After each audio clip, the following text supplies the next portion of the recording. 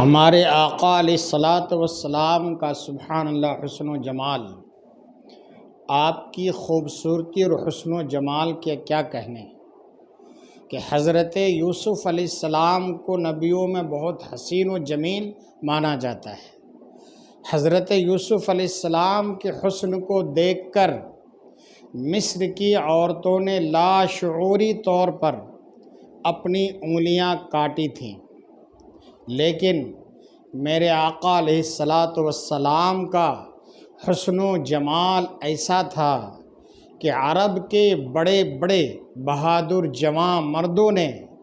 پورے ہوش و حواس اور شعور کے ساتھ آپ کے نام پر انگلیاں نہیں بلکہ اپنے سر کٹوا دیے۔ اعلیٰ حضرت امام اہل سنت امام احمد رضا فاضل بریلی رحمۃ اللہ تعالیٰ علیہ فرماتے ہیں، حسن یوسف پہ کٹی مصر میں انگشت زنا، انگشت انگلیاں، زنا عورتیں۔